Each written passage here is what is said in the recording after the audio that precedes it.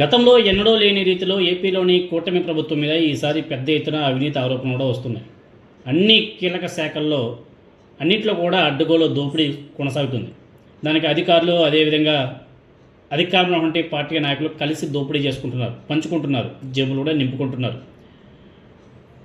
ఇది చంద్రబాబు నాయుడు గారికి తెలియదా అంటే మరి అర్థం కావడం.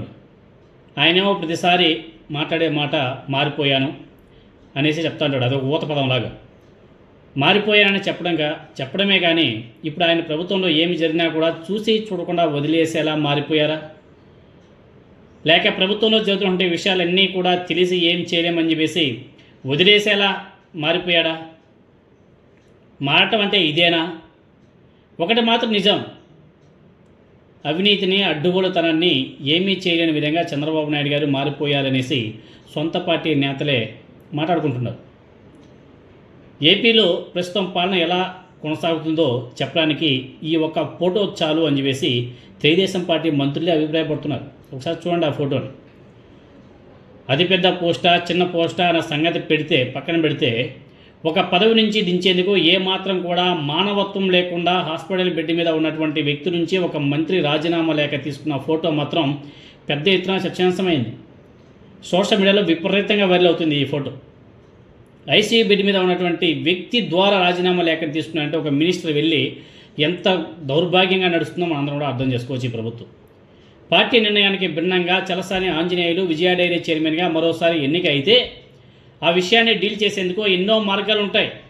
మరోసారి విజయ డైరీ చైర్మన్ పదవికి కొత్తగా ఆయన ఎన్నికై రోజులు కూడా గడవక ముందే కొంతమంది మంత్రులు ఎమ్మెల్యేలు ఆ పదవికి రాజీనామా చేయాలని చెప్పేసి పెద్ద ఎత్తున ఒత్తిడి చేయడం వల్ల ఆయన హాస్పిటల్ పాలై ఐసీయూలో కూడా చికిత్స పొందుతున్నాడు. ఆ తర్వాత కూడా ఏమాత్రం వెనకడికి వేయకుండా హాస్పిటల్కి వెళ్ళి మరీ ఆయన దగ్గర రాజీనామా లేఖ తీసుకోవడంలో తెలుగుదేశం పార్టీ ఎంత మానవీయంగా వ్యవహరించిందో కళ్ళు కట్టినట్టు చాలా స్పష్టంగా కళ్ళకు కనబడుతుంది. రాజకీయాలకు జాలి దయ ఉండవనేసి చెప్తా ఉంటారు. వీటిని చూస్తే నిజమే అనిపిస్తుంది. కానీ చివరికి సొంత పార్టీ నేత విషయంలో కూడా మెడ మీద కత్తి పెట్టి ఇలాంటి తరహాలో హాస్పిటల్కి వెళ్ళి మరి రాజీనామా లేఖ తీసుకోవాల్సిన అవసరం ఉందా అన్న చర్చ కూడా తెలుగుదేశం పార్టీ మంత్రుల్లో ఎమ్మెల్యేలు కూడా కొనసాగుతుంది. ఆయన ఏదో వైసీపీ పార్టీలో ఇంకో పార్టీ అయితే ఏదైనా చేయొచ్చు. సొంత పార్టీ నాయకుడే. ఈ ఒక్క ఫోటో ఆంధ్రప్రదేశ్లోని కూటమి ప్రభుత్వాన్ని, ముఖ్యంగా టీడీపీని రాజకీయంగా దారుణమైనటువంటి దెబ్బ కొట్టడం ఖాయమని చెప్పేసి తెలుస్తుంది. ఎక్కడైనా సరే తాము చెప్పినట్లే వినాలి, లేదు అంటే పరిస్థితి ఇలాగే ఉంటుంది అనే సంకేతాలు అయితే రాష్ట్ర వ్యాప్తంగా అన్ని చోట్లకి వెళ్ళిపోయింది. అందజేసారు వీళ్ళే. టీడీపీలో ఎప్పుడూ ఇలాంటి పరిస్థితులు లేవు, ఇప్పుడు ఇది కొత్త సాంప్రదాయాలు తీసుకొస్తున్నారు ఇప్పుడు అని చెప్పేసి ఆ పార్టీ నేతలే అభిప్రాయపడుతున్నారు. మరి ముందు పరిస్థితి ఎలా ఉంటుందో తెలియదు.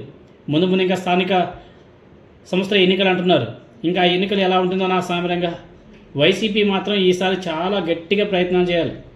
అసలు ఎంతమంది ప్రాణాలు పోతాయో, అసలు ఎన్ని ఘోరాలు నేరాలు జరుగుతాయో మనకే తెలియట్లేదు.